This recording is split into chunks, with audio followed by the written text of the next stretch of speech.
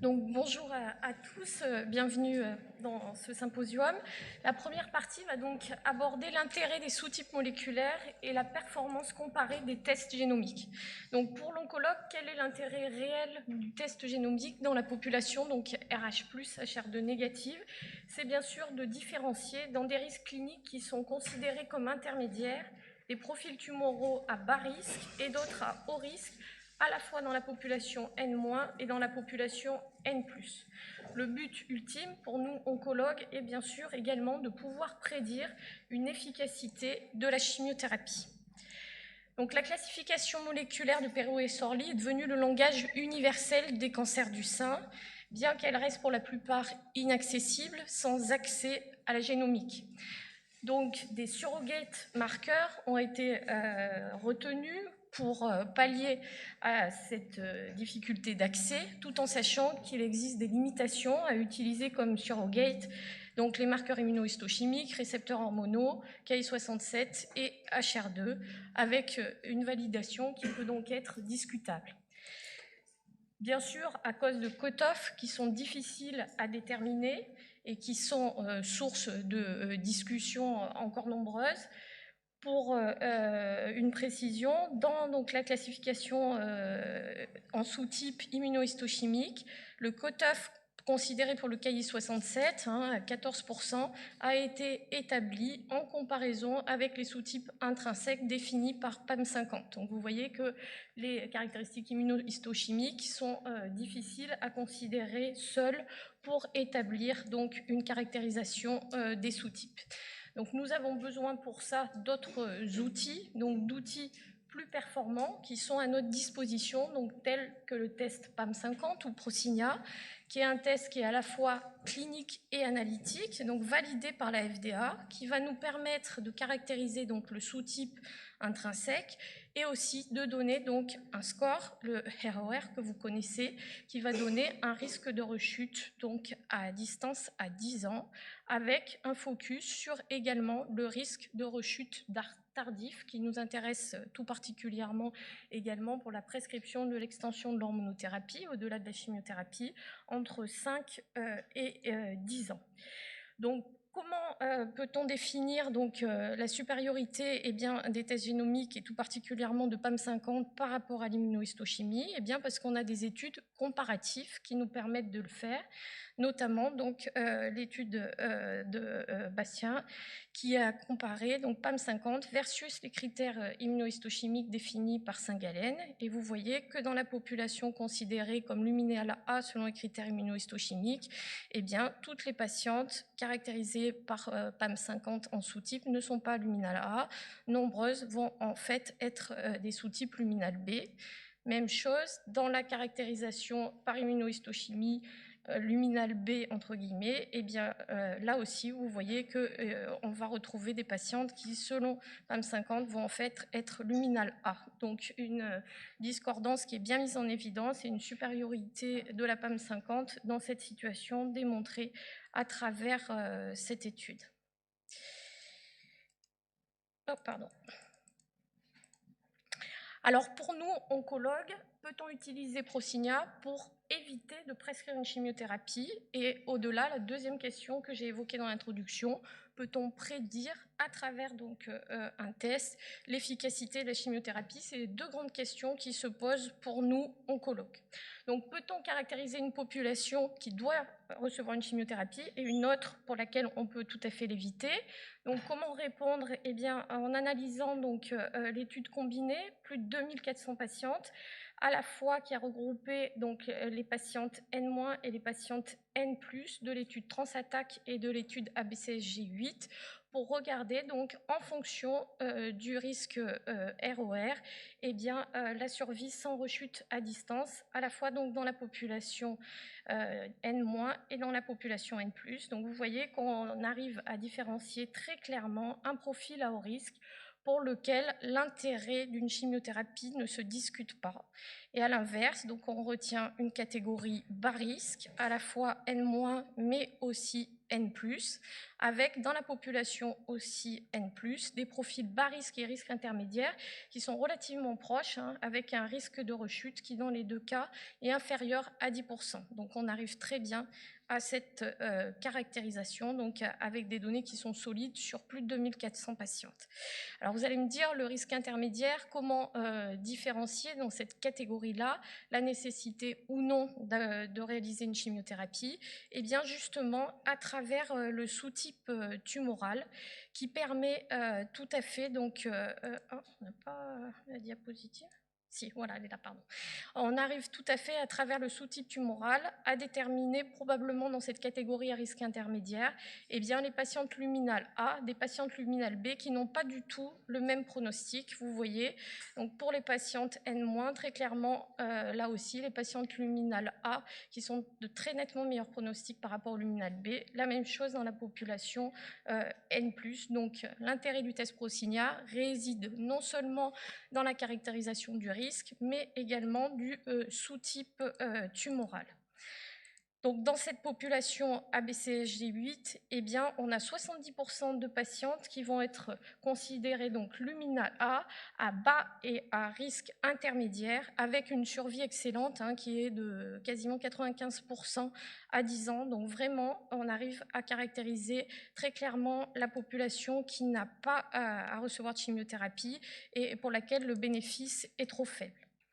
Après, donc, si on s'intéresse à la prédiction donc, de l'efficacité de la chimiothérapie, plutôt cette fois-ci, eh bien, on a aussi une publication récente issue d'une cohorte danoise à partir d'une étude randomisée qui s'intéressait au traitement adjuvant, sans chimiothérapie, avec des chimiothérapies certes très anciennes, donc critiquables, mais on verra qu'on a aussi des données qui se recoupent en néoadjuvant avec là des chimiothérapies beaucoup plus standards aujourd'hui, anthracycline et taxane. Donc on est dans une population à haut risque de rechute de femmes préménopausées et donc 460 patientes considérées à haut risque dans cette cohorte, 75% traitées par chimiothérapie, 25% sans chimiothérapie.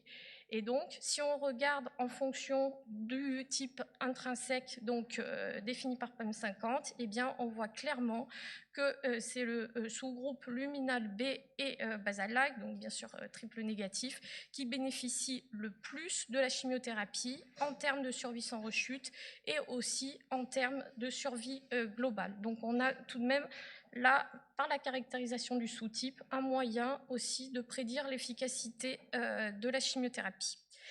Alors, si on regarde maintenant des cas cliniques qui illustrent un petit peu ces deux versants, eh bien, un premier cas, patiente de 43 ans, donc préménopausée, chirurgie tumorectomie avec recherche de ganglion sentinelle, adénocarcinome infiltrant de grade 1 de 1,6 cm avec une très forte réceptivité hormonale, un Ki67 à 18%, un HR2 négatif. Au niveau des ganglions sentinelles, uniquement des cellules tumorales isolées sur un des deux ganglions. Donc pour cette patiente, en RCP, va être demandé un test Procinia, donc PAM50, et bien surtout du fait du Ki67 un peu élevé qui nous pose question. Et donc le résultat du test est là.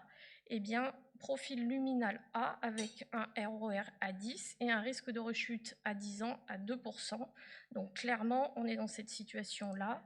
La patiente n'a pas d'intérêt à recevoir une chimiothérapie.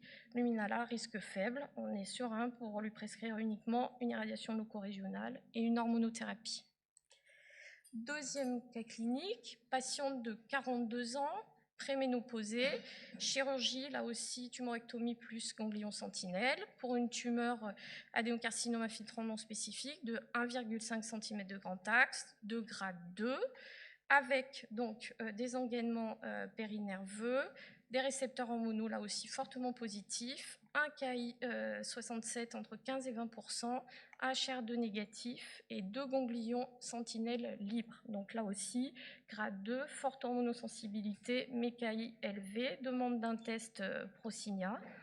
retrouvant donc là un risque intermédiaire avec donc un profil luminal B et une probabilité de récidive à 10 ans de 12%. Donc profil luminal B, on peut penser qu'elle va tirer un intérêt de la chimiothérapie avec un risque de récidive au-delà de 10%, donc prescription d'une chimiothérapie, radiothérapie et hormonothérapie. Troisième cas clinique, patiente ménopausée cette fois-ci de 73 ans, intervention là aussi zonectomie plus sentinelle, adénocarcinome infiltrant non spécifique de grade 2, 1,4 cm, pas d'embole, récepteurs hormonaux fortement positifs pour les deux également, Ki67 à 15% et un ganglion sentinelle métastatique. Cette patiente elle a eu un curage complémentaire, il n'y a pas d'autres atteintes ganglionnaires retrouvées et donc là aussi donc patiente N+, cette fois-ci, donc ménopausée, réalisation d'un test Prosigna retrouvant un profil luminal A avec un ROR à 21, donc intermédiaire, et une probabilité de rechute à 8%. Donc là aussi, profil luminal A avec un risque de rechute faible, malgré le N+, pas de chimiothérapie pour cette patiente, radiothérapie et hormonothérapie. Donc, dernier cas clinique, patiente de 48 ans, périménopausée, donc chirurgie, tumorectomie élargie plus ganglion sentinelle, tumeur infiltrante non spécifique de 1,9 cm, de grade 2, avec des emboles.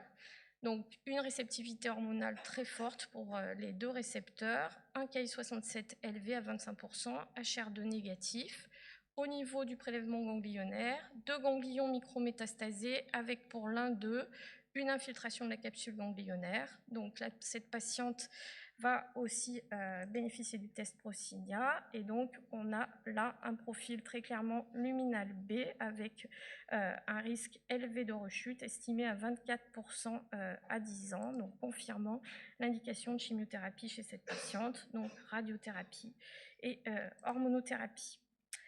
Alors maintenant, si on s'intéresse à l'intérêt du test éventuel également en phase néoadjuvante, c'est-à-dire pour sélectionner mieux qu'on ne le fait avec les critères immunohistochimiques et cliniques les candidates à une chimiothérapie néoadjuvante, ça c'est une thématique qui nous intéresse particulièrement à Clermont-Ferrand, où on travaille depuis longtemps sur le néoadjuvant avec nos chirurgiens. Eh bien, quelles sont les données dont on dispose avec Prosigna ? Ce sont essentiellement donc les données de PRA qui ont regardé en fonction du sous-type tumoral défini par la PAM50 quel était le taux de réponse en termes de PCR et de résidus cancer burden du MD Anderson. Donc vous voyez très clairement, ce sont les patientes basal-like bien sûr qui répondent le mieux à la chimiothérapie, mais ensuite ce sont les patientes qui ont un profil luminal B. Donc là aussi, on peut penser qu'il existe un intérêt dans cette population à envisager une chimiothérapie et qu'on peut être relativement serein sur l'impact de ce traitement. Donc c'est vérifié à travers d'autres études qui ont utilisé à la fois taxane et anthracycline, comme je vous le disais tout à l'heure. Donc avec des taux de réponse qui sont en termes de RCB ou de PCR très faibles dans toutes les situations pour les sous-types luminal A, alors qu'on a une plus grande, bien sûr, efficacité dans les sous-types luminal B, que ce soit donc dans l'étude de PRA, dans celle du Zari ou dans l'étude de Parker, où il y a un odds ratio très favorable pour le profil luminal A versus les tumeurs, pour le profil luminal B versus les profils luminal A. Donc là aussi, le test dans cette situation peut avoir un intérêt et on peut le garder en tête tout à fait. Donc nous avons passé en revue les publications les plus importantes des 2 dernières années qui concernent le test. La dernière qui nous reste à regarder un peu attentivement, c'est l'étude de Sestak publiée dans JAMA, qui est aussi intéressante parce qu'elle a comparé donc les 6 signatures pronostiques au sein de l'étude Transattack en termes donc là aussi de survie donc sans rechute à distance pour 10 ans et aussi en termes de rechute tardive 5 et 10 ans plus spécifiquement.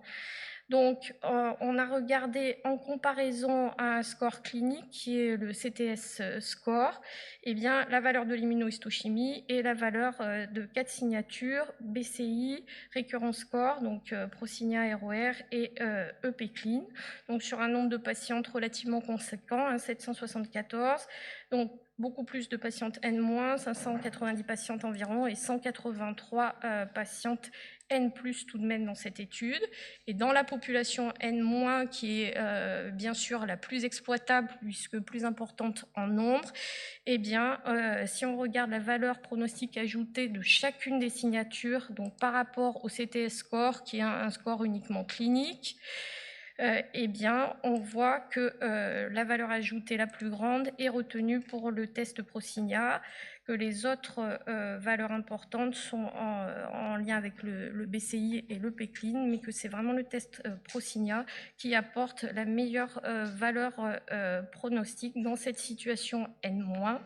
Donc une autre façon de regarder les résultats, eh bien, est de regarder avec chaque signature la prédiction donc, de la population bas risque et le taux de rechute qui va avec. Et donc vous voyez qu'avec la signature ROR, on arrive à définir une population N- à très bas risque avec un taux de rechute à 10 ans qui est uniquement de 3%. Et on y arrive aussi également dans la population donc, N+, puisque pour un pourcentage de patients donc, N+, à bas risque, le taux de rechute est de 0. Donc ça, c'est particulièrement important parce qu'on doit définir une population à bas risque qui ne doit pas recevoir de chimiothérapie, mais il faut qu'elle soit réellement à bas risque. Et c'est vrai qu'on y arrive moins bien avec d'autres tests, notamment avec les tests de première génération. Donc c'est quand même aussi une donnée qui est importante et qui a permis donc bien sûr de valider l'utilisation du test et à ce test d'être dans l'ensemble des guidelines donc nationaux et internationaux en termes de valeur pronostique, en termes aussi de prédiction du bénéfice de la chimiothérapie, à la fois et avec un niveau d'évidence bien sûr plus grand dans la population N-, mais aussi dans la population N+. Donc si on peut retenir quelques messages, on va dire, importants de ces dernières publications, c'est bien sûr l'intérêt d'une signature génomique par rapport aux surrogates immunohistochimiques qui sont utilisés pour classifier les sous-types tumoraux de cancer du sein. Et bien retenir que dans la maladie RH+, HR2-, le test PAM50 peut permettre de définir une population qui ne doit pas avoir de chimiothérapie, à la fois donc bien sûr les bas risques, mais aussi dans les risques intermédiaires, probablement donc la population luminale A. Et puis c'est aussi un test qui permet de prédire une sensibilité à la chimiothérapie. Ça c'est également important parce que ce n'est pas suffisant de caractériser la population qui ne doit pas recevoir de traitement, mais encore celle à qui on va prescrire une chimiothérapie doit-elle en bénéficier réellement. Et donc, dans cette comparaison qui certes peut être critiquable et qui a la valeur d'exister, eh bien, le test Procinia est celui qui a la valeur ajoutée pronostique la plus grande. Voilà, je vous remercie.